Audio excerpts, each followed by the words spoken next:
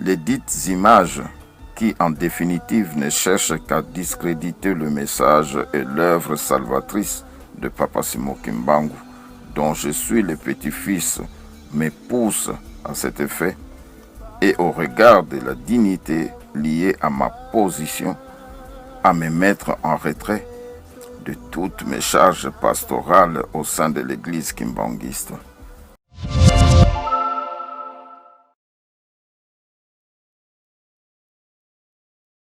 Par le présent message, je voudrais simplement et humblement demander pardon et adresser mes sincères excuses à ma famille, toute la communauté kimbanguiste, ainsi que les autres observateurs qui ont été touchés par les images choquantes diffusées sur les réseaux sociaux impliquant ma personne.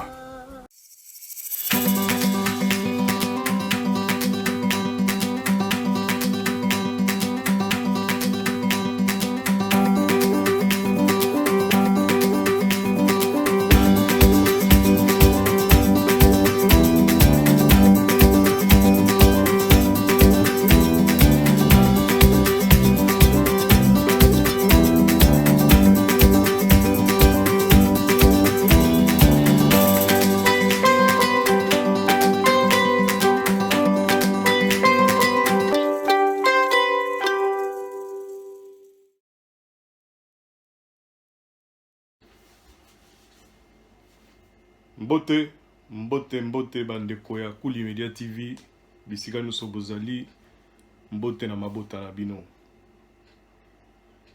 Ngai wa bino ombre lili ndeko na bino na Yesu lelo atongo oyo ko pesa bino mwa ba nouvelle oyo eza koleka na kati ya mokili oyo pe na kati ya mboka na biso. J'espère que batu nyonso baza bien, balamuki bien na bamboka na bango, na bandako na bango. Naye koyebisa bino kaka que dernièrement nasalaki émission moko oyo naza koloba justement na basoldat ya monsieur Sami Diangenda ke babuzoba oyo baza kosala ya komenace bato ya Kuli Media TV na Kinshasa ezalaki na tina te. Touti komona biso nyonso lobi nazwaki tante ya kosalela bino yango. Ye moko monsieur Sami Diangenda, finalement un homme tellement inspiré, na Robenga Ebongo, un homme qui a beaucoup d'humilité. Aye liboso na biso bato ya mokili, bato balandaka tatango moko boye makambo ya kimbangiste na bato basalaki ba vidéo contre acte oyo ya Pozaki. Aye koyebisa biso te azosenga biso nyonso na mokili oyo bolimbisi na makambo nyonso tomonaki o nyonso balandaki ba bêtise wana azani kaka mutu asengi biso bolimbisi. Équipe nanga ya Kuli Media TV na Kisasa ezwaki ba appel ya batu moko boye ba bengi na ba téléphone privé à partir de Belgique pour na ko tolobaka agression verbale pour na ko intimider équipe ya Kuli Media TV na ndete ba mema bango na justice. Donc engomba oyo tozobenga kimbangiste eza engomba moko biso tuto botami tokoli toyebaki yango naza na respect mingi na bapapa na biso bakrea yango bana ya feu Simon Kimbangu. Donc le papa Gisolokele, le papa Diangenda, le papa Dialungana na papa Mususu Kombone Bunginga bangonde toza na respect na makasi po idée wana na façon wana ezaki vraiment révélation pour makambo ezo salama autour ya ba annonce ya Kimbangu na ba prévision na ye et monana na miso ba tunyoso. Mais ba oyo ba ko remplacer ye, ba ko remplacer bango pour na ko kamba ingomba, c'est-à-dire banana bango. Je ne mélange pas tout le monde, mais je suis en train de voir à travers banana bango muto ba bengi Sami Diangenda akomi kotinda bato basala ba menace pona ba vidéo o yemoko a provoqué. Message dans les affaires que toza bato na mokili, il faut toyeba jusqu'où toza ba fautif na ba cadre musu. C'est mieux o leka na télé yo moko o senga excuse na misu ya bato. Au faire se faire pardonner pour y a que le pardon qui libère les balobaka. Au lieu au bandako mema bato na ba sens wana ya ba on dirait ozo menacer bato to nini po bakobanga te mutu akobanga azate. Comment mutu ya ndenge wana oyo amikitisi tina niveau wana un homme na ndimi siko kaza mutu ya nzambe pena asalaki faute po aza na motema lokola biso, aza na makila lokola biso, aza na molimo lokola biso bato ya mokili, mais sinon aza vraiment moto ya nzambe parce que baza mingi te bandimaka humilité wana, mais boyoka bien ezaka humilité te hein? Ya komikitisa devant biso ezaka pardon te ya boye, mais en plus abakisi que akozala susu mokonzi ya bakimbangiste te par rapport ya makambo ye asali. Par le présent message, je voudrais simplement et humblement demander pardon et adresser mes sincères excuses à ma famille, toute la communauté kimbangiste, ainsi que les autres observateurs qui ont été touchés par les images choquantes diffusées sur les réseaux sociaux impliquant ma personne. Les dites images qui, en définitive, ne cherchent qu'à discréditer le message et l'œuvre salvatrice de Papa Simon Kimbangu, dont je suis le petit-fils, me poussent à cet effet et au regard de la dignité liée à ma position, à me mettre en retrait de toutes mes charges pastorales au sein de l'église kimbanguiste. Donc à partir du moment où tozoloba bino émission oyo boyeba que monsieur Sami Diangenda aza susu à la tête ya bakimbangiste te. Ba 26 bozoka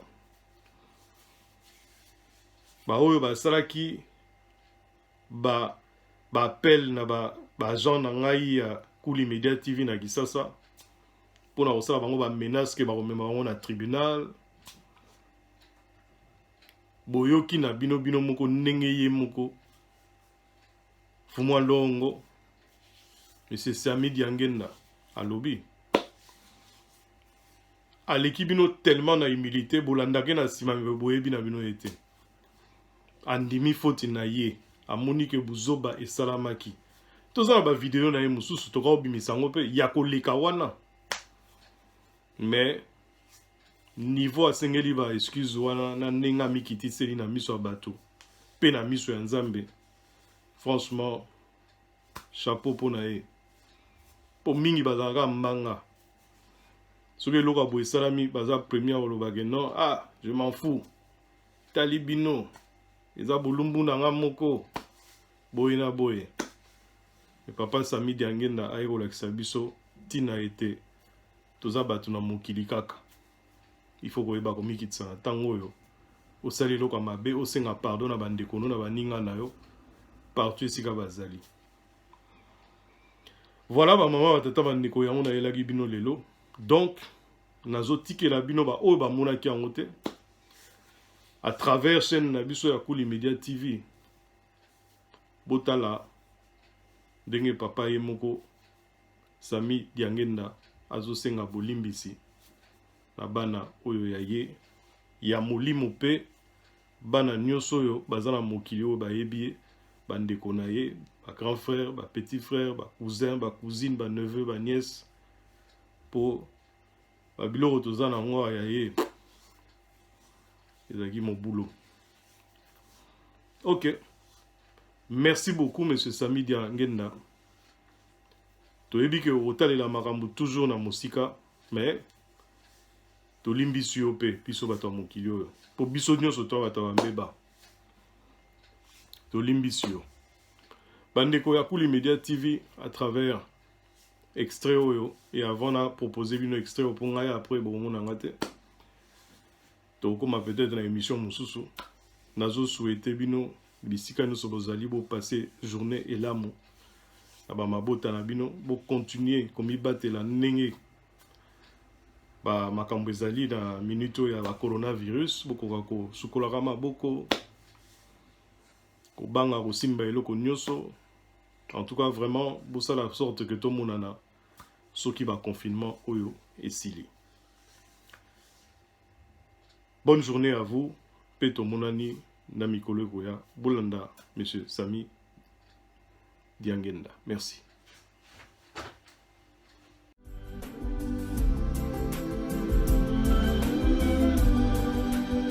Au nom du Père, du Fils et du Saint-Esprit. Chers frères et sœurs en Christ, mon nom est Diangenda Mukoko Sami, fils de papa Diangenda Kuntima Joseph, petit-fils de papa Simon Kimbangu.